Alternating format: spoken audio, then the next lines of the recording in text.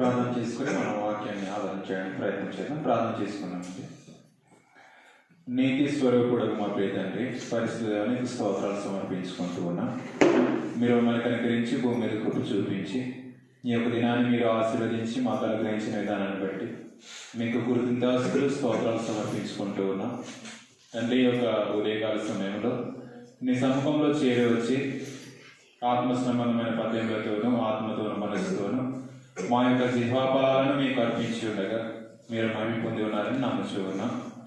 తండ్రి, యొక్క సమయం ముందు మీరు ప్రవక్తల చేత రాయించినటువంటి నీ యొక్క మాటలను మేము ధ్యానించడానికి సిద్ధపడుతూ ఉండగా క్రీస్తునందు నీ ఎదుట నిలబడి బోధించున్న నాకును సముచితమైన జ్ఞానమును, జ్ఞాపక శక్తిని, నీ యొక్క సత్యవాక్యాన్ని సరిగ్గా విభజించి అర్థవంతంగా ఉపదేశించగలిగినట్లుగా తగినటువంటి సామర్థ్యాన్ని అనుగ్రహించవలసిందని విజ్ఞాపన చేస్తూ ఉన్నాం. వాక్చాతుర్యం లేకుండగా, జ్ఞానాతిశయం లేకుండగా తండ్రి నీ యొక్క వాక్యం ఉన్నట్టుగా అర్థవంతంగా వివరించగలిగినట్లుగా నీకు సహాయం అనుగ్రహించండి. అలాగనే వినిచిన నీ యొక్క కుమార్తెలను ప్రతి ఒక్కరు మీరు జ్ఞాపకం చేసుకోండి. ప్రతి ఒక్కరి మనోనేత్రాలు వెలిగింపజేసి అందరి హృదయాలను సిద్ధపరచవలసిందని జ్ఞాపకం చేస్తూ ఉన్నాం. ఈ యొక్క సమయంలో విధపరిచినటువంటి నీ యొక్క వాక్యాన్ని సాత్వికముతో నీ యొక్క మాటలను అంగీకరిస్తూ హృదయంలో భద్రపరచుకోవడానికి తగినటువంటి కృపను విస్తరింపజేయవలసిన జ్ఞాపకం చేస్తూ ఉన్నాం. ఈ యొక్క ఆరాధన కార్యక్రమంలో ఎవరైతే రావాల్సిన వారు ఉన్నారో దయతో మీరు జ్ఞాపకం చేసుకునవలసిన జ్ఞాపకం చేస్తూ ఉన్నాం. ఈ యొక్క ఆరాధన కార్యక్రమంలో ప్రారంభం నుంచి ముగింపు వరకు క్రమంగాను మర్యాదగాను జరిగించి తద్వారా మీరు మహిమ, ఘనత, ప్రభావాలు పొందుతారని ప్రార్థన మనవులు మా ప్రభువైన యేసుక్రీస్తు నామమున ప్రార్థిస్తున్నాం మా పరమ తండ్రి. ఆమేన్. మొదటిగా తండ్రి అయిన దేవుడికి ప్రభువైన యేసుక్రీస్తు నామమున స్తుతులు స్తోత్రాలు సమర్పించుకుంటూ చేరొచ్చిన మీ అందరికీ ప్రభువైన యేసుక్రీస్తు నామమున వందనాలు సమర్పించుకుంటూ అని మీ అందరికీ అన్నారు.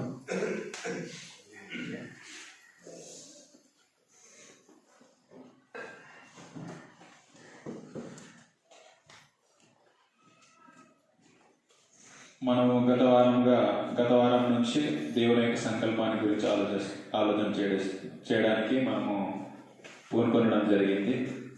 సువార్తికుని యొక్క బాధ్యత ఏమిటంటే పౌలు గారు చెప్పినట్టుగా దేవుని సంకల్పం అంతయు మీకు తెలుపకుండా నేనేమీ దాచుకోలేదు అనే ఒక భావనలోనికి రావాలి సువార్తికుడైన వాడు. పౌలు గారు ఎలాగైతే ఎఫెసీ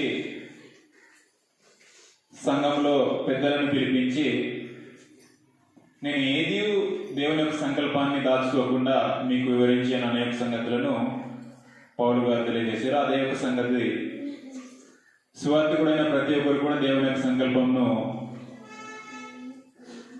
ఏది దాచుకోకుండా వివరించవలసినటువంటి బాధ్యత ప్రతి సువార్తికుడికి ఉందనే ఒక విషయాన్ని గుర్తించి దేవుని యొక్క సంకల్పాన్ని మనము గ్రహించినట్లయితేనే అలాగూ మన యొక్క జీవితాలను మర్చిపోవడానికి అవకాశం ఉంటుంది. దేవుని యొక్క సంకల్పాన్ని తెలుసుకోకుండా గ్రంథాన్ని మనం అపార్థం చేసుకుంటూ ఉంటాం. దేవుని సంకల్పము అనుసరించే ఈ యొక్క 66 పుస్తకాలు ఉన్నాయి.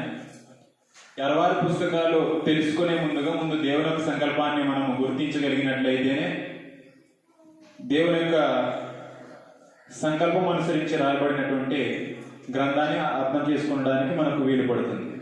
ఈ యొక్క దినమందు దేవుడు నిశ్చయించిన సంకల్పం, ఈ యొక్క దినమందు మనం ఆలోచించిపోయే ఒక అంశము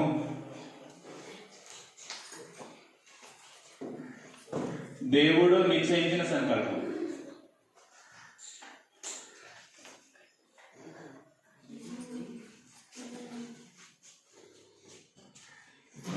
దేవుడు నిశ్చయించిన సంకల్పాన్ని గురించి ఈ దినమందు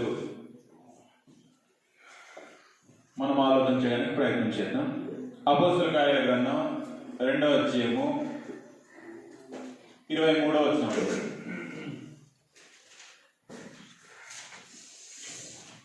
అపోస్తలుల కార్యాల గ్రంథం 2వ అధ్యాయము 23వ వచనం. దేవుడు నిశ్చయించిన సంకల్పమును ఆయన భవిష్యత్ జ్ఞానమును అనుసరించి అప్పగింపబడిన ఈయనను మీరు దుష్టుల చేత శిలువ వేయించి చంపితే. సరిపోతే ఇందులో మనం గుర్తించాల్సింది ఏమిటంటే దేవుడు నిశ్చయించాడు సంకల్పాన్ని. దేవుడు నిశ్చయించిన సంకల్పము ఈ యొక్క దినమందు మనం ఆలోచించబోయే ఒక అంశము దేవుడు నిశ్చయించిన సంకల్పం. దేన్ని అనుసరించి నిశ్చయించాడు అంటే భవిష్యత్ జ్ఞానాన్ని అనుసరించి దేవుడు నిశ్చయించాడు.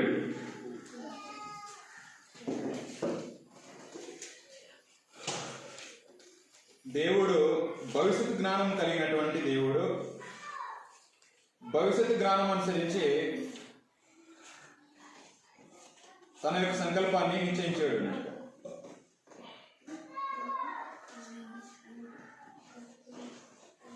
ప్రకటన గ్రంథం 4వ అధ్యాయము. ప్రకటన గ్రంథం 4వ అధ్యాయము 8వ వచనం నుంచి మనం చదువుతున్నప్పుడు, ప్రకటన గ్రంథం 4వ అధ్యాయం 8వ వచనం నుంచి, ప్రకటన గ్రంథం 4వ అధ్యాయం 8వ వచనం నుంచి చదువుదాం. దేవుడు నిశ్చయించాడు. దేని అనుసరించి నిశ్చయించాడు అంటే భవిష్యత్ జ్ఞానాన్ని అనుసరించి నిశ్చయించాడు. దేవుడు ఎలాంటి జ్ఞానం కలిగినటువంటి వాడు అంటే భవిష్యత్ జ్ఞానంను కలిగినటువంటి దేవుడు అనే సంగతిని మనం గుర్తించాలి. ప్రకటన గ్రంథం 4వ అధ్యాయం 8వ వచనం. ఈ 4 జీవులలో ప్రతి జీవికి 6 రెక్కలుండెను. అవి చుట్టూను రెక్కల లోపటను కనులతో నిండి ఉన్నవి. అవి అది ఈ విషయాన్ని గుర్తించండి. భూత వర్తమాన భవిష్యత్ కాలములలో ఉండు సర్వాధికారియు దేవుడునగు ప్రభువు పరిశుద్ధుడు పరిశుద్ధుడు పరిశుద్ధుడు అని మానక రాత్రింపగలు చెప్పుచుండెను అని. దేవుడు ఎలాంటి వాడు అంటే భూత వర్తమాన భవిష్యత్ కాలంలో ఉండు సర్వాధికారియు దేవుడునగు ప్రభు అని స్తుతిస్తారు. భవిష్యత్ కలిగినటువంటి భవిష్యత్ జ్ఞానైనటువంటి దేవుడు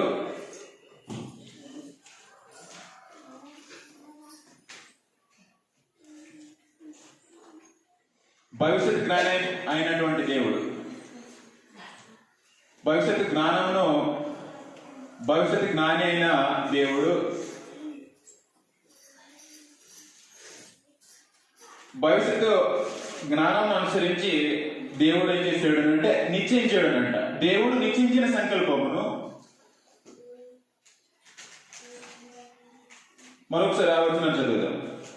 దేవుడు నిశ్చయించిన సంకల్పమును ఆయన భవిష్యత్ జ్ఞానం అనుసరించి అప్పగింపబడిన ఈయనను మీరు దుష్టుల చేత శిలవేసి చంపితిరి అనిసింది. అంటే దేవుడు నిశ్చయించాడు. దేని అనుసరించి నిశ్చయించాడు అంటే భవిష్యత్ జ్ఞానం అనుసరించి నిశ్చయించాడు. కాబట్టి ఈ దినమందు దేవుడు నిశ్చయించిన సంకల్పాన్ని గురించి ఆలోచించేద్దాం. దేవుడు దేన్ని అనుసరించి నిశ్చయించాడు అంటే భవిష్యత్ జ్ఞానాన్ని అనుసరించి సంకల్పాన్ని నిశ్చయించాడు. భవిష్యత్ జ్ఞానాన్ని అనుసరించి నిశ్చయించాడు. ఎప్పుడు నిశ్చయించాడు అంటే జగత్తు పునాది వేయబడక మునుపే అనాదిలోనే నిశ్చయించడం జరిగింది. దేవుడు తన యొక్క సంకల్పాన్ని నిశ్చయించడం జరిగింది. తన యొక్క నిశ్చయించిన సంకల్పాన్ని అన్ని కాలాల్లో కూడా తెలియజేసుకుంటూ రావడం జరిగింది. మొట్టమొదటి పాయింట్ ఏమిటంటే అన్ని కాలంలో దేవుని యొక్క సంకల్పం ఉంది.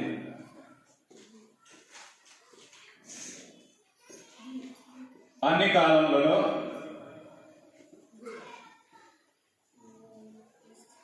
దేవుని సంకల్పం, అన్ని కాలంలో దేవుని యొక్క సంకల్పం. ఎలాగో తన యొక్క సంకల్పం నిశ్చయించిన సంకల్పాన్ని అన్ని కాలంలో కూడా తెలియజేసుకుంటూ రావడం జరిగింది. మొట్టమొదటిది అపోస్తుల కార్యాల గ్రంథం 13వ అధ్యాయం 36-37 వచనాలు. అపోస్తుల కార్యాల గ్రంథం 13వ అధ్యాయము 36-37 వచనంలో తన యొక్క సంకల్పాన్ని నిశ్చయించిన సంకల్పాన్ని అన్ని కాలంలో కూడా వివరించుకుంటూ తెలియజేసుకుంటూ రావడం జరిగింది. దావీదు దేవుని సంకల్పము చొప్పున తన తరము వారికి సేవ చేసి నిద్రించి అనిస్తుంది. దావీదు యొక్క కాలంలో దేవుని యొక్క సంకల్పం. దావీదు కాలంలో కూడా ఏముంది? దేవుని యొక్క సంకల్పం ఉంది. దావీదు కాలంలో దేవుని యొక్క సంకల్పం ఉంది. దావీదు దేవుని యొక్క సంకల్పం చొప్పున సేవ చేసి నిద్రించాడనంట. అంటే దావీదు దేవుని యొక్క సంకల్పాన్ని తెలుసుకుని దాని ప్రకారంగా సేవ చేసి తాను మరణించాడు. అదే విషయాన్ని ఇక్కడ మనం చదువుతున్నాం. దావీదు దేవుని సంకల్పం చొప్పున, దేవుని యొక్క సంకల్పం చొప్పున తన తరము వారికి సేవ చేసి నిద్రించి అని. దావీదు యొక్క కాలంలో దేవుని యొక్క సంకల్పం ఉంది. ఇంకా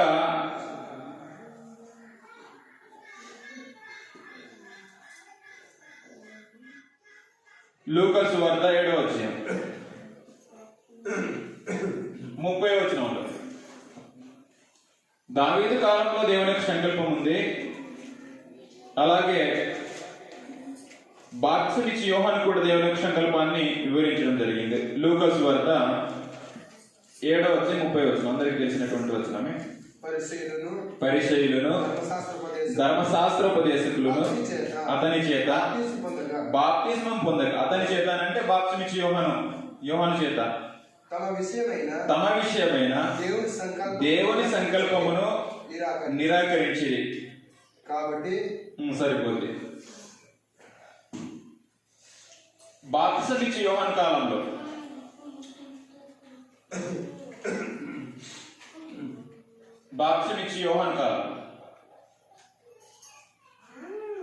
యోహాను కాలంలో దేవుని సంకల్పం, దేవుడు నిశ్చయించిన సంకల్పాన్ని అన్ని కాలాల్లో కూడా ఏం చేసుకుంటూ వస్తున్నాడు అంటే తెలియజేసుకుంటూ వస్తున్నాడు. దావీదు యొక్క కాలంలో దేవుని సంకల్పం ఉంది.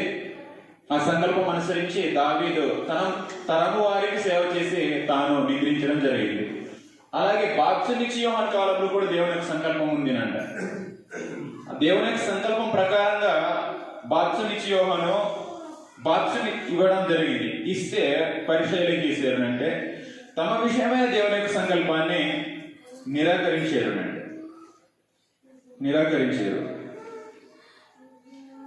దేవుడు తన సంకల్పాన్ని ఏం చేస్తాడు అంటే నిశ్చయించిన సంకల్పాన్ని అన్ని కాలంలో కూడా కొనసాగిస్తాడు. ప్రకటన గ్రంథం 17వ అధ్యాయం 17వ వచనంలో, ప్రకటన గ్రంథం 17వ అధ్యాయం 17వ వచనం. దేవుని మాటలు నెరవేరు వరకు వారు ఏకాభిప్రాయం గలవారు తమ రాజ్యమును ఆ మృగమునకు అప్పగించుట వలన. అది ఈ విషయాన్ని మీరు గుర్తించండి. తన సంకల్పమును కొనసాగించినట్లు దేవుడు వారికి బుద్ధి పుట్టించెను. తన సంకల్పాన్ని దేవుడు ఏం చేస్తున్నాడు అంటే కొనసాగిస్తాడు.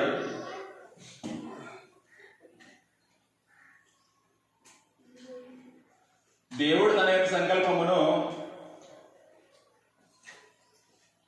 కొనసాగిస్తాడు.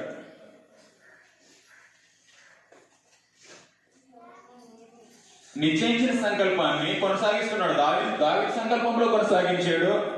బాప్తిస్మమిచ్చి యోహాను యొక్క కాలంలో కొనసాగించాడు. అలాగనే రోమా ప్రభుత్వ కాలంలో క్రీస్తు శకం మొదటి శతాబ్దంలో కూడా తన యొక్క సంకల్పాన్ని కొనసాగిస్తూనే రావడం జరిగింది. దేవుని మాటను నెరవేరు వరకు వారు ఏకాభిప్రాయం గలవారై తమ రాజ్యమును ఆ మృగమునకు అప్పగించడం వలన తన సంకల్పమును కొనసాగించినట్లు దేవుడు తన యొక్క సంకల్పాన్ని కొనసాగిస్తూ వస్తున్నాడు. తన సంకల్పమును కొనసాగించినట్లు దేవుడు వారికి బుద్ధి పుట్టించెను అనుకుంది. అంటే దేవుడు అన్ని కాలంలో కూడా తన యొక్క సంకల్పాన్ని కొనసాగించుకుంటూ రావడం జరిగింది. దేవుని యొక్క సంకల్పము దేని అనుసరించి ఉంది అంటే భవిష్యత్తు జ్ఞానం అనుసరించి తన యొక్క సంకల్పం ఉంది. దేవుడు భవిష్యత్తు జ్ఞానం అయిన దేవుడు భవిష్యత్తు జ్ఞానం అనుసరించి చేసినటువంటి నిశ్చయించినటువంటి సంకల్పం ఇది. ఆ సంకల్పాన్ని అన్ని కాలంలో కూడా దేవుడు కొనసాగించుకుంటూ రావడం జరిగింది. మొదటి పాయింట్. రెండో పాయింట్ ఏంటంటే తన యొక్క సంకల్పాన్ని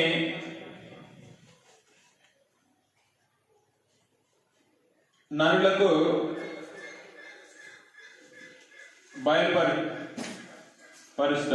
బయలుపరిచాను. అంటే తన యొక్క నిశ్చయించిన సంకల్పాన్ని అన్ని కాలాల్లో కూడా దేవుడు కొనసాగించుకుంటూ రావడం జరిగింది. కొనసాగించక ముందు ఏం చేస్తాడు అంటే బయలుపరుస్తాడు. తన యొక్క సంకల్పాన్ని నరులకు తెలియజేసుకుంటూ రావడం జరిగింది. ఎలాగో తెలియజేసాడు అంటే అన్ని కాలాల్లో కూడా తన యొక్క సంకల్పాన్ని కొనసాగించుకుంటూ వచ్చాడు అనే విషయాన్ని ఆలోచన చేసాము. రెండవది, దేవుని యొక్క సంకల్పాన్ని నరులకు బయలుపరుచుకుంటూ రావడం జరిగింది. ఆమోసు గ్రంథం 3వ అధ్యాయము 7వ వచనంలో, ఆమోసు గ్రంథం 3వ అధ్యాయం 7వ వచనం,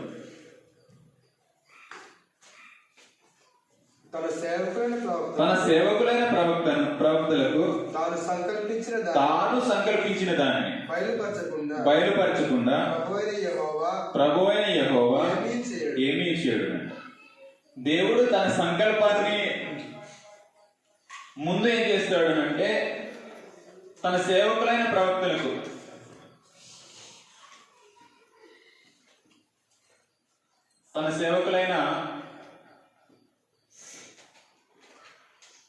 ప్రవక్తలకు బయలుపరచకుండా ఏమీ చేయడు అంట.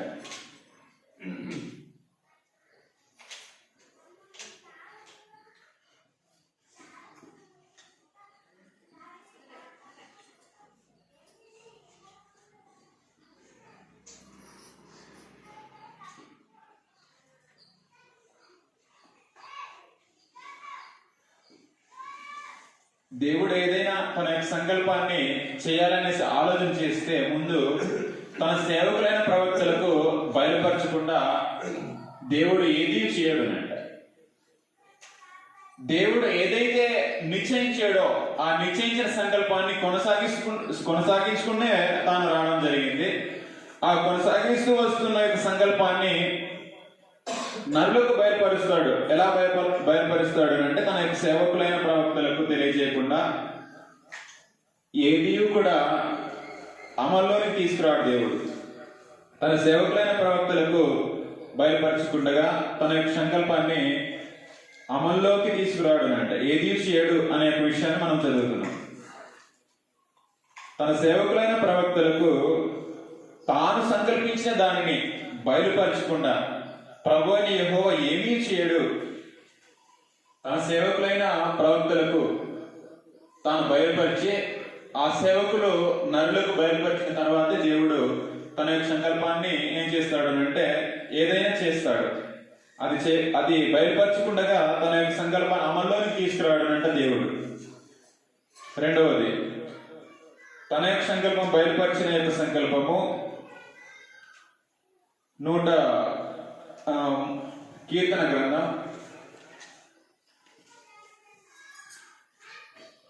33వ కీర్తన,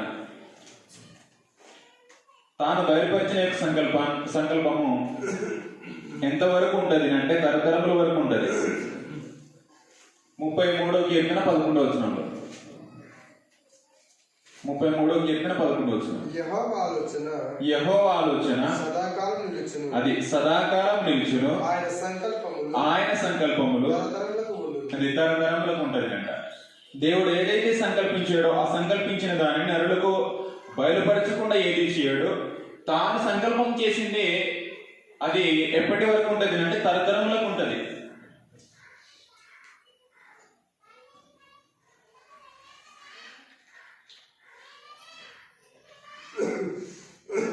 తన యొక్క సంకల్పము తరతరములకు ఉండును.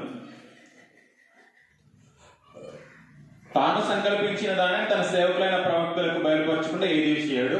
తాను బయలుపరిచింది ఎన్నటి వరకు ఉంటుంది అంటే తరతరముల వరకు ఉంటుంది. తరతరములకు ఆ యొక్క సంకల్పము కొనసాగిస్తాడు దేవుడు.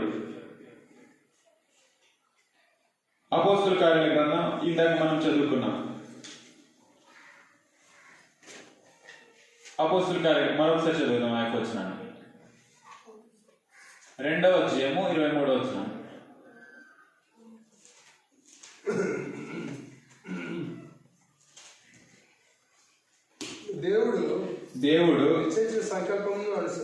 దేవుడు నిశ్చయించిన సంకల్పమును ఆయన భవిష్యత్తు జ్ఞానమును అనుసరించి అప్పగింపబడిన ఈయనను మీరు దుష్టుల చేత శిల వేయించి చంపితిరి. మీరు గమనించండి, దేవుడు నిశ్చయించాడు. ఎప్పుడు నిశ్చయించాడు, ఏ తరంలో దాన్ని నెరవేర్చాడు అనేసి అంటే మరొకసారి ఒక వచనం చదువుదాం. పేతురు రాసిన మొదటి పత్రిక అందరికి తెలిసినటువంటి వచనమే. పేతురు రాసిన మొదటి పత్రిక మొదటి అధ్యాయము 18వ వచనం నుంచి చదివినట్లయితే పితృపారంపర్యమైన మీ వ్యర్థ ప్రవర్తనను విడిచిపెట్టినట్లుగా వెండి బంగారముల వంటి క్షయ వస్తువుల చేత మీరు విమోచింపబడలేదు గాని అమూల్యమైన రక్తము చేత అనగా నిర్దోషమును నిష్కలంకమునగు గొర్రెపిల్ల వంటి క్రీస్తు రక్తం చేత విమోచింపబడితేనని మీరు ఎరుగుదురు కదా. ఆయన అది మీరు ఈ విషయాన్ని మీరు గుర్తించాలి. ఆయన అంటే యేసు ప్రభు జగత్తు పునాది వేయబడక మునుపే నియమింపబడిన అనిస్తుంది. దేవుడు ఎప్పుడు నిశ్చయించాడు అంటే జగత్తు పునాది వేయబడక ముందే నిశ్చయించాడు. ఆ నిశ్చయించిన సంకల్పాన్ని ఏ యొక్క తరంలోనికి ఆ నిశ్చయించిన సంకల్పాన్ని కొనసాగించాడు అంటే మనకు మత్తయి సువార్తలో చూసినప్పుడు అబ్రహాము నుంచి చెప్పుకుని వచ్చి క్రీస్తు వరకు ఎన్ని తరాల్లో వివరించుకుంటూ వస్తాడు. అంటే తన యొక్క సంకల్పము తరతరములకు ఉంటది అనడానికి మనము ఆ మత్తయి సువార్త మొదటి అధ్యాయంలో ఉన్న వంశావళిని మనం ఆలోచన చేయవచ్చు. లేదా ఒక వచనాన్ని చదువుదాం. మత్తయి సువార్త మొదటి అధ్యాయంలో ఆ తరాల గురించి వివరిస్తాడు.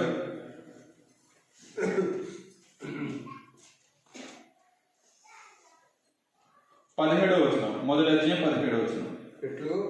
ఇట్లు అబ్రాహాము మొదలుకొని దావీదు వరకు తరములన్నీ 14 తరములు. దావీదు మొదలుకొని యూదులు బబులోనుకు కొనుకోబడిన కాలము వరకు 14 తరములు.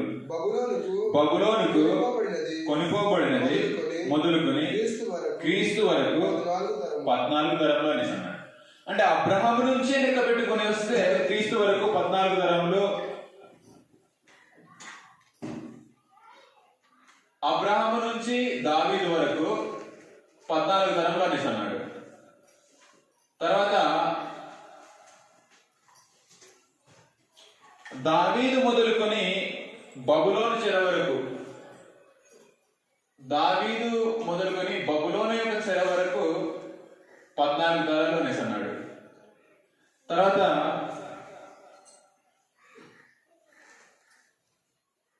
బబులోనుకు కొనుక్కోబడినది మొదలుకొని క్రీస్తు వరకు 14 తరాలు అనేసి అన్నాడు.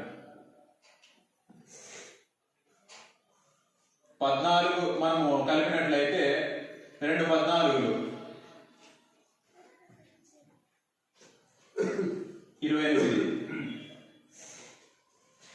28 ప్లస్ 14 42 అనుకుంటా. 42 మామూలుగా మనము కౌంట్ చేసుకుంటే 42 తరాలు. అంటే 42 తరాలు తన యొక్క సంకల్పం ఎప్పటి సంకల్పం అంటే భూమి పుట్టక ముందు, జగత్తు పునాది వేయబడక మునుపు, అంటే మనము సింపుల్గా అర్థం కావడానికి అనాదిలో, అంటే కాలం లేనప్పుడు నిశ్చయించిన సంకల్పాన్ని ఎంతవరకు కొనసాగించాడు? మనము అబ్రహాం నుంచి లెక్క పెడితే 41 తరాలు అనేసి అన్నాడు. ఇంకా అబ్రహాం నుంచి ముందు తరాలు లెక్క పెడితే చాలా తరాలు. అంటే అంతవరకు ముందుగా అనాదులు చేసిన సంకల్పాన్ని మనకు అర్థమయ్యే విధంగా మనం అబ్రహాం నుంచి కౌంట్ చేసుకొని వస్తే క్రీస్తు వరకు 14 తరాలు వరకు 42 తరాల వరకు కొనసాగించాడు. అంటే తన యొక్క సంకల్పములు ఎలాంటివి అంటే తరతరములు ఉంటాయి, అవి నిత్యమైనవి అని గ్రహించడానికి మనకు ఇది ఒక ఎగ్జాంపుల్.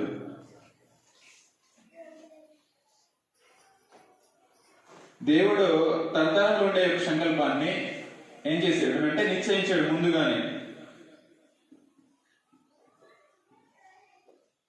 తన సంకల్పమును నిశ్చయించడం జరిగింది.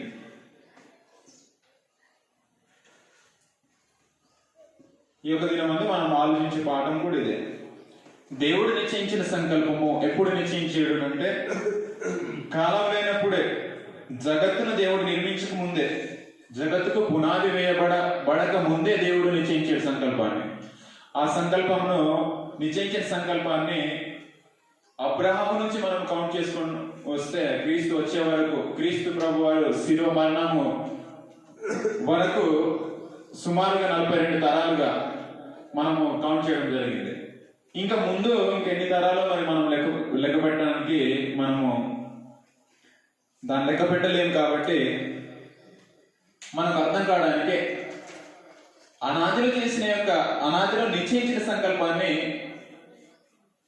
42 అబ్రహాముకు వాగ్దానం చేసి ఆ సంకల్పాన్ని వివరించాడు. అబ్రహాము నుంచి మొదలుకొని క్రీస్తు వచ్చే వరకు 42 తరాలు కొనసాగి ఆ యొక్క సంకల్పాన్ని నెరవేర్చడం జరిగింది. కాబట్టి మనం 2 విషయాలు ఆలోచన చేసాము. అన్ని కాలాల్లో దేవునికి సంకల్పం ఉంది. దావీదు కాలంలో కావచ్చు, బాప్తిస్మిచ్చి యోహాను కాలంలో కావచ్చు, ఆ యొక్క సంకల్పాన్ని క్రీస్తు ప్రభు తాను ఉన్న కాలంలో కూడా ఆ యొక్క సంకల్పాన్ని కొనసాగించడం జరిగింది. రెండవది, దేవుడు తన యొక్క సంకల్పాన్ని నరులకు బయలుపరుస్తాడు, అంటే తెలియజేస్తాడు. నరులకు తెలియజేయకుండా తన యొక్క సంకల్పాన్ని కొనసాగించలేడు. అందులో మొదటి పాయింట్ గా తన సేవకులైన ప్రవక్తలకు తాను సంకల్పించిన దాన్ని బయలుపరచకుండా దేవుడైన యెహోవా ఇది చేయడు అనే సంగతిని ఆలోచన చేసాము. ఆ సంకల్పం ఎలాంటిది అంటే తరతరంలో ఉండేది ఒక సంకల్పం. ఆ సంకల్పాన్ని దేవుడు ఏం చేసాడు అంటే నిశ్చయించడం జరిగింది. ఎప్పుడు నిశ్చయించాడు అంటే జగత్తు పునాది వేయబడక ముందుగానే ఈ యొక్క సంకల్పాన్ని నిశ్చయించడం జరిగింది. ఇప్పుడు మూడవది మనము చాలా జాగ్రత్తగా తెలుసుకోవాల్సినటువంటి అవసరత మనకుంది. మూడో పాయింట్ ఏంటంటే నేడు దేవుని సంకల్పంను గుర్తించడం ఎలా.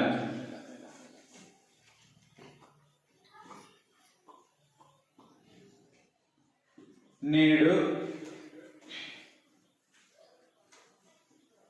దేవుని సంకల్పంను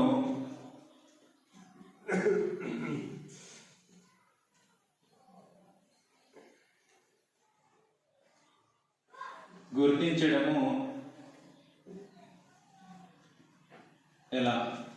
ఎలా గుర్తించగలం దేవుని సంకల్పాన్ని? నేడు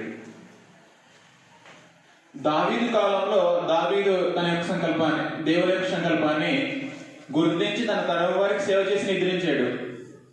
బాప్తిస్మిచ్చి యోహాను దేవుని యొక్క సంకల్పాన్ని గుర్తించి చాలా మందికి మారు మనసు విషయమైనటువంటి బాప్తిసం ఇచ్చారు, చాలా మంది నిరాకరించారు. అయితే నేడు దేవుని యొక్క సంకల్పాన్ని మనం ఎలా గుర్తించాలి? ఎలా గుర్తించి దేవుని యొక్క సంకల్పాన్ని ఎలా నెరవేర్చాలి అనే విషయాలను మనం ఈ యొక్క దినమందు కొన్ని విషయాలు ఆలోచన చేద్దాం. ఎఫెసీయులకు రాసిన పత్రిక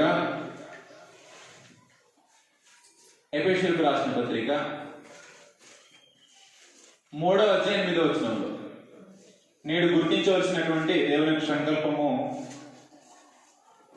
ఎఫెసీయులకు రాసిన పత్రిక 3వ అధ్యాయం 8వ వచనంలో మనం గ్రహించవచ్చు.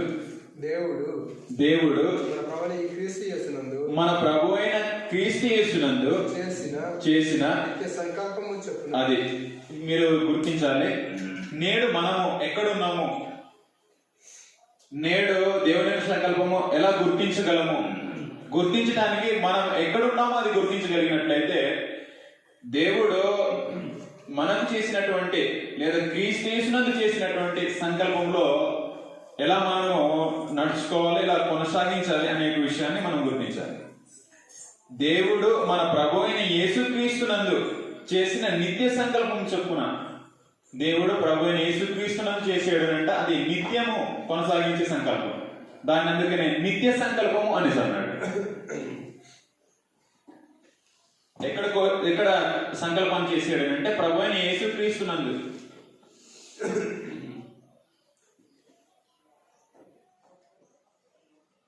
ప్రభు అయిన యేసుక్రీస్తునందు చేసిన నిత్య సంకల్పం అనేసి అన్నాడు. సంకల్పం ఎప్పటి వరకు కొనసాగుతుంది అంటే నిత్యము అది కొనసాగించే సంకల్పం. ప్రభు అయిన యేసుక్రీస్తునందు చేసిన నిత్య సంకల్పము, ఆ సంకల్పము చొప్పున కింద వివరించాడు. ఆ నిత్య సంకల్పము చొప్పున పరలోకములో ప్రధానులకును అధికారులకును సంఘము ద్వారా తన యొక్క నానా విధమైన జ్ఞానము ఇప్పుడు తెలియబడవాలని ఉద్దేశించి శోధింప సౌఖ్యం కాని క్రీస్తు ఐశ్వర్యమును అన్యజనులలో ప్రకటించుటకును సమస్తమును సృష్టించిన దేవుని యందు పూర్వకాలము నుండి మరుగైన ఆ మర్మమును గూర్చిన ఏర్పాటు ఎట్టిదో అందరికి తేటపరచుటకును పరిశుద్ధులందరిలో అతి అల్పుడనైన నాకు ఈ కృప అనుగ్రహించాను. మీరు గమనించండి, ప్రభు అయిన యేసుక్రీస్తునందు చేసినటువంటి నిత్య సంకల్పము, ఆ సంకల్పాన్ని మనం ఎలా గుర్తించాలి అనేసి అంటే ఆ సంకల్పము నిత్యం కొనసాగుతుంది. అయితే మనం ఒకటి గుర్తించాలి, ప్రభు అయిన యేసుక్రీస్తునందు అంటే ఏమిటి అది మనం గుర్తించగలిగినట్లయితే ఆ సంకల్పము నిత్యము ఎలా కొనసాగుతుంది అది తర్వాత ఆలోచించేద్దాం. యేసుక్రీస్తునందునంటే రోమీయులకు రాసిన పత్రిక 8వ అధ్యాయము 1వ వచనంలో, రోమీయులకు రాసిన పత్రిక 8వ అధ్యాయము 1వ వచనం. కాబట్టి ఇప్పుడు క్రీస్తు యేసునందున్న వారికి ఏ శిక్ష విధియు లేదు అనేసి అన్నాడు. క్రీస్తు యేసునందున్న వారికి అనేసి అన్నాడు. క్రీస్తు యేసునందు అంటే ఏమిటంటే క్రీస్తు యేసులోనికి బాప్తిసం తీసుకున్నవాడు క్రీస్తు యేసునందు ఉన్నవాడు. కొరింథీయులకు రాసిన మొదటి పత్రిక 12వ అధ్యాయం 13వ వచనం,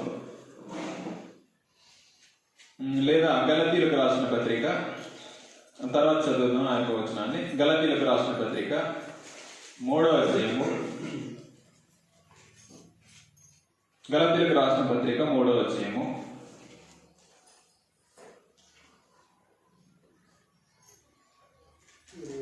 27వ వచనం. గలతీయులకు రాసిన పత్రిక 3వ అధ్యాయం 27వ వచనం. అది క్రీస్తులోనికి బాప్తిస్మం పొందిన మీరందరూ క్రీస్తును ధరించుకొని ఉన్నారు అనేసి అన్నాడు. క్రీస్తు యేసునందు అనేసి అంటే క్రీస్తు యేసులోనికి బాప్తిసం తీసుకోవడం. క్రీస్తు యేసులోనికి బాప్తిసం తీసుకున్నవాడు మాత్రమే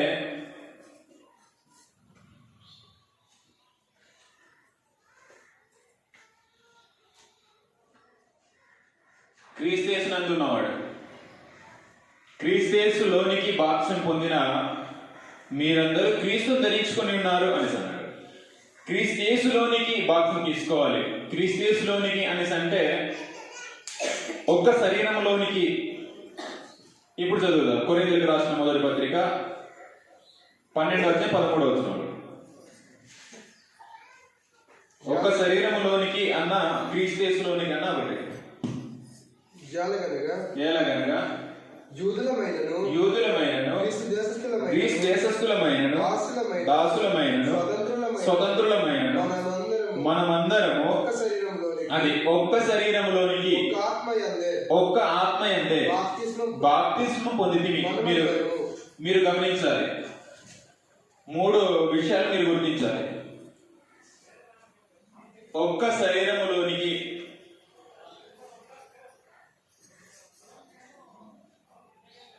శరీరములోనికి అనేసి అన్నాడు. ఒక్క ఆత్మయందే,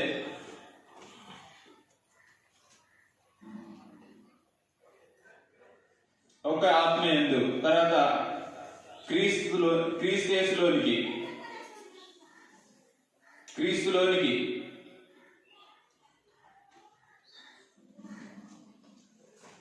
ఒక్క శరీరంలోనికి బాప్సం పొందినవాడు మాత్రమే క్రీస్తునందున్నవాడు. ఒక్క ఆత్మయందు బాప్సం పొందినవాడు మాత్రమే క్రీస్తులోనికి బాప్సం పొందినవాడు మాత్రమే క్రీస్తునందున్నవాడు. దేవుడు సంకల్పం చేసాడు, క్రీస్తునందు చేసాడు నిత్య సంకల్పాన్ని. క్రీస్తునందు చేసినటువంటి సంకల్పం ఏదినంటే క్రీస్తులోనికి ఉన్నవారికి ఏ శిక్ష విధి లేదు అనేసి అన్నాడు.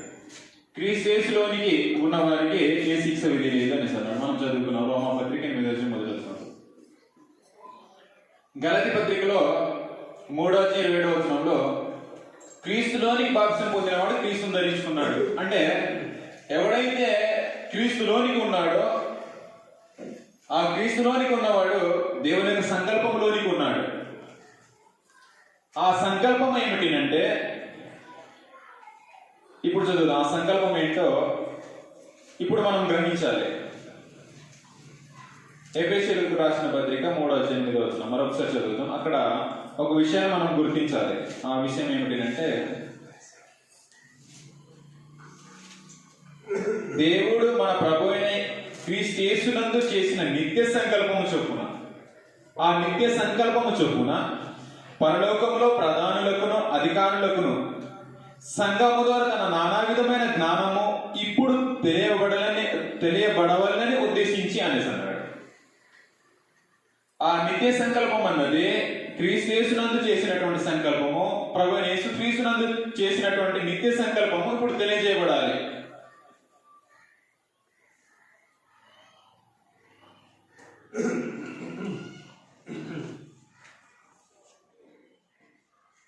ఇప్పుడు తెలియజేయాలి.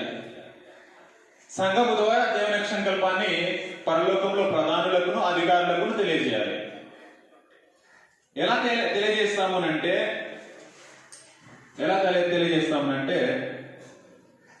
సువార్త ద్వారా దేవుని యొక్క సంకల్పాన్ని తెలియజేయాలి. తెస్సలోనికీయులకు రాసిన 2వ పత్రిక 2:14 మీరిలాగున రక్షింపబడి మన ప్రభు అయిన యేసుక్రీస్తు యొక్క మహిమను పొందవలనని అది ఆయన మా సువార్త వలన మిమ్మును పిలిచెను అనేసి అన్నాడు. ఆ సంకల్పము అనుసరించి ఏం చేయాలంటే సువార్త ద్వారా పిలవాలి. సువార్తను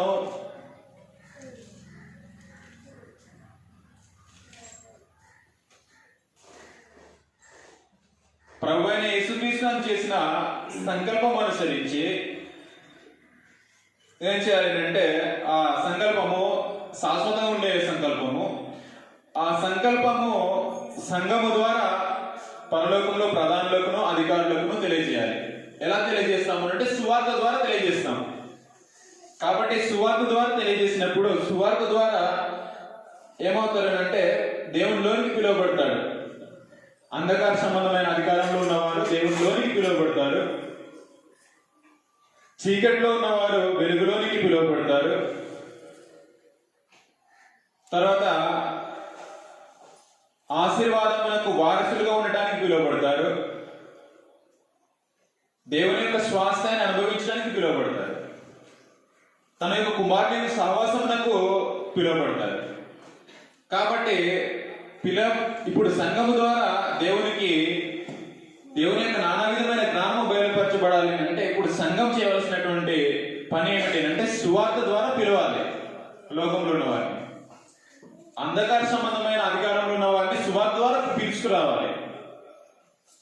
ఎలా సువార్త ద్వారా పిలుచుకొస్తామనంటే సువార్త ద్వారానే దేవుని యొక్క సంకల్పాన్ని ఏది దాచుకోకుండా వివరించాలి. పౌలు గారు అదే విషయం తెలియజేశాడు. దేవుని సంకల్పం అంతయు నీకు తెలియజేయకుండా నేను దేవుని సంకల్పం అంతయు దాచుకోకుండా నీకు తెలియజేసాను అనే విషయాన్ని పెద్దలకు తెలియజేస్తున్నాడు. ఎప్పుడు అంటే సువార్త ప్రకటిస్తున్నప్పుడే దేవుని యొక్క సంకల్పాన్ని వివరించాలి. అలా వివరించినప్పుడు నేడు దేవుని యొక్క సంకల్పంను మనం గుర్తించగలుగుతాం. ప్రభుని యేసుక్రీస్తునందు చేసినటువంటి నిత్య సంకల్పము చొప్పున సంఘము ద్వారా తన యొక్క నానా విధమైన జ్ఞానం లోకమునకు బయలుపరచబడాలి, వెళ్ళాలి అంటే సంఘం చేయవలసినటువంటి కార్యం ఏమిటంటే సువార్త ద్వారా తన యొద్దకు పిలవాలి. ఆ సువార్త ద్వారా మాత్రమే వాళ్ళకి ఏం కలుగుతుంది అంటే రక్షణ కలుగుతుంది. కొరింథీయులకు రాసిన మొదటి పత్రిక 1:21. కొరింథీయులకు రాసిన మొదటి పత్రిక 1:21. దేవుని జ్ఞానానుసారముగా లోకము తన జ్ఞానము చేత దేవుని ఎరగకుండినందున సువార్త ప్రకటనయను వెర్రితనము చేత నమ్మువారిని రక్షించుట అది దేవుని దయాపూర్వక సంకల్పమాయను అనిసింది. ఆ దేవుని యొక్క దయాపూర్వకమైన సంకల్పాన్ని నేడు సంఘం చేయాలి.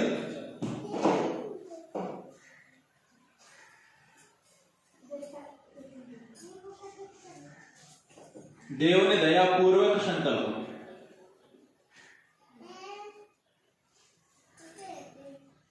సంకల్పమాయ. ఇప్పుడు దేవుని యొక్క దయాపూర్వకమైన సంకల్పము అయింది. ఆ సంకల్పాన్ని మనం లోకమునకు ప్రకటించాలి. అనేక మందికి ఈ యొక్క సువార్త ప్రకటిస్తున్నప్పుడు వెర్రితనంగానే కనిపిస్తుంది. అపోస్తులు అంటారు, దేవుని సంకల్పాన్ని వివరిస్తేనంట రక్షింపబడుతున్న వారికి జీవార్థపు వాసన కొడుతుందంట, నశిస్తున్న వారికి మరణపు వాసన అనేది కొడుతుందంట. అదే విషయాన్ని అపోస్తులు ఈ విధంగా తెలియజేయడం జరిగింది. ఒకసారి కొరింథీయులకు రాసిన 2వ పత్రిక 2వ అధ్యాయంలో కొరింథీయులకు రాసిన 2వ పత్రిక 2వ అధ్యాయము 14వ వచనం నుంచి 12వ వచనం నుంచి మనం చదివితే మనకు అర్థమవుతుంది. 12వ వచనం నుంచి 16వ వచనం వరకు అదే క్రీస్తు సువార్త ప్రకటించుటకు నేను త్రోయకు వచ్చినప్పుడు ప్రభునందు నాకు మంచి సమయము ప్రాప్తించి ఉండగా సహోదరుడైన తీతు నాకు కనబడినందున నా మనసులో నెమ్మది లేక వారి యొద్ద సెలవు తీసుకుని అక్కడ నుండి మాసిదోనియాకు బయలుదేరితిని.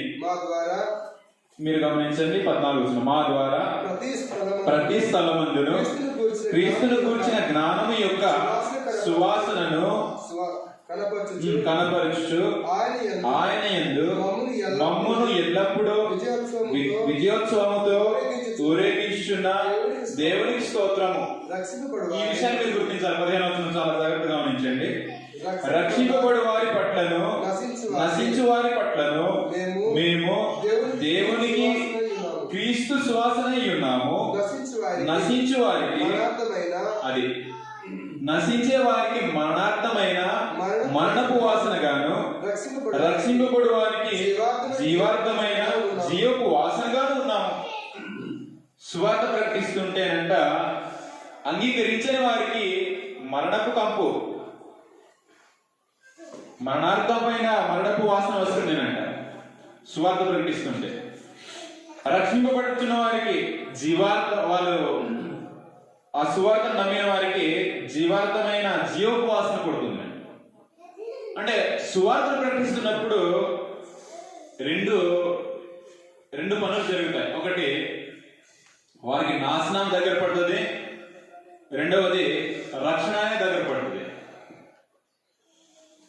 అదే విషయాన్ని కొరింథీయులకు రాసిన మొదటి పత్రిక 1:18 వచనంలో సిలువను కూర్చిన వార్త నశించుచున్న వారికి వెర్రితనం గాని రక్షింపబడుచున్న మనకు దేవుని శక్తి అనేసి అన్నాడు. సువార్త ప్రకటిస్తున్నప్పుడు నమ్మిన వానికి రక్షించడానికి దేవుని శక్తి, నమ్మని వానికి నశించడానికి అది ఎలా కనిపిస్తుంది అంటే వెర్రితనం కనిపిస్తుంది. సువార్త ప్రకటిస్తున్నప్పుడు కొంతమందికి వెర్రితనం కనిపిస్తుంది, కొంతమందికి తాను రక్షించడానికి అది శక్తిగా ఉపయోగపడుతుంది. అదే విషయాన్ని పౌలు ఏమని అన్నాడు అంటే, శిలువను గురించిన వార్త నశించిన వారికి వెరితనం గాని రక్షింపబడిచిన మనకు దేవుని శక్తి అని అన్నాడు. మార్కు సువార్త 15:16 సర్వలోకమునకు వెళ్ళి సర్వ సృష్టికి సువార్తను ప్రకటించండి, నమ్మి బాప్తిసం పొందినవాడు రక్షింపబడతాడు, నమ్మని వారికి శిక్ష అనేది విధింపబడుతుంది అని అన్నాడు. కాబట్టి నేడు దేవుని యొక్క సంకల్పమును గుర్తించడం ఎలానంటే, ప్రభువైన యేసుక్రీస్తు నందు చేసినటువంటి నిత్య సంకల్పం అనుసరించి దేవుడు ఏమంత చేసాడు అంటే, సంఘము ద్వారా తన యొక్క నానా విధమైన జ్ఞానము లోకమునకు బయలు వెళ్ళాలని తెలుపబడాలని దేవుడు సంకల్పం చేసాడు. ఆ సంకల్పాన్ని గుర్తించి ఇప్పుడు నేడు మనం ఏం చేయాలి అంటే సువార్త అన్నది చేయాలి. సంఘము ద్వారా సువార్త అనేది ప్రకటించాలి. సంఘము ద్వారా సువార్త అనేది మనం చేసినట్లయితే వారికి పిలుపు అనేది ఇస్తున్నాం. మీరు గమనించండి, సువార్త అనేసి అంటే ఏమిటంటే పిలుపు. ఇప్పుడు సంఘము సువార్త ప్రకటిస్తే వారికి పిలుపు అన్నది వాళ్ళకు అందుతుంది. ఆ పిలుపును అంగీకరించి వచ్చిన వారికి ఏం కలుగుతుంది అంటే రక్షణ కలుగుతుంది. ఇక్కడ అపోస్తులు అదే అన్నారు, ఆయన మా సువార్త ద్వారా మిమ్మల్ని పిలిచాను అనేసి అన్నారు. సువార్త ద్వారా ఏం చేస్తామనంటే లోకంలో ఉన్న వారిని పిలుస్తాం. ఆ సువార్తను విని మనము పిలిస్తే నమ్మి వచ్చిన వానికి ఏం కలుగుతుంది అంటే రక్షణ కలుగుతుంది. రక్షణ అనేది ఇవ్వడానికి దేవుని యొక్క దయాపూర్వక సంకల్పము అనేసి అన్నాడు. రక్షణ ఇవ్వడానికి దేవుని యొక్క దయాపూర్వకమైన సంకల్పం అని అంటారు. దేవుని జ్ఞానానుసారంగా లోకము తన జ్ఞానం చేత దేవుని ఎరుగకుండినందున సువార్త ప్రకటన వెర్రితనము చేత నమ్ము వారిని రక్షించుట దేవుని దయాపూర్వక సంకల్పం ఆయన. నేడు మనము దేవుని సంకల్పాన్ని గుర్తించడం ఎలానంటే క్రీస్తు యేసునందు చేసినటువంటి సంకల్పాన్ని గుర్తించడం ఎలానంటే సంఘము ద్వారా తన యొక్క నానా విధమైన జ్ఞానము లోకమునకు బయలుదేరడానికి సంఘము ప్రయాసపడాలి. సంఘము లోకమునకు పిలుపునివ్వాలి. సువార్త అనే యొక్క పిలుపు, ఆ పిలుపుని అంగీకరించిన వాడికి రక్షణ అనేది కల్పించాలి. రక్షణ అనేది అతడు పొందుకుంటాడు. అది దేవుని దయాపూర్వకమైన సంకల్పం అని మనం గుర్తించాలి. కాబట్టి ఈ దినమందు దేవుడు నిశ్చయించిన సంకల్పాన్ని ఆలోచన చేసేము. ఆ దేవుడు నిశ్చయించిన సంకల్పం ఏమిటంటే, ఆ దేవుడు నిశ్చయించిన సంకల్పాన్ని, భవిష్యత్తు జ్ఞానం అనుసరించి నిశ్చయించిన సంకల్పాన్ని అన్ని కాలంలో దేవుడు తన సంకల్పాన్ని కొనసాగించాడు, వివరించడం జరిగింది. దావీదు కాలంలో దేవుని సంకల్పం ఉంది, బాప్సు నుంచి యోహాను కాలంలో కూడా దేవుని యొక్క సంకల్పం ఉంది. తన యొక్క సంకల్పాన్ని కొనసాగించాడు అనే విషయాన్ని ఆలోచన చేసాము. రెండవది, దేవుడు తన యొక్క సంకల్పాన్ని నరులకు బయలుపరుస్తాడు అనే విషయాన్ని రెండో పాయింట్గా ఆలోచన చేసాము. అందులో తన సేవకులైన ప్రవక్తలకు బయలుపరచకుండా దేవుడు ఏమీ చేయడు అనే విషయాన్ని ఆలోచన చేసాము. తన యొక్క సంకల్పము ఎప్పటి వరకు ఉంటుంది అంటే తరతరములకు ఉంటుంది. తన సంకల్పము ముందుగానే నిశ్చయించాడు, అనాదిలోనే జగత్తు పునాది వేయబడక మునిపే నిశ్చయించాడు అనే విషయాన్ని ఆలోచన చేసాము. మూడవది, నేడు దేవుని సంకల్పమును గుర్తించడం ఎలా గుర్తించాలి అంటే ప్రభువైన యేసుక్రీస్తు నందు దేవుడు చేసినటువంటి నిత్య సంకల్పము, ఆ సంకల్పం అనుసరించి సంఘము ద్వారా తన నానా విధమైన జ్ఞానం లోకమునకు ప్రకటించాలి. అదొకటి గుర్తించాలి.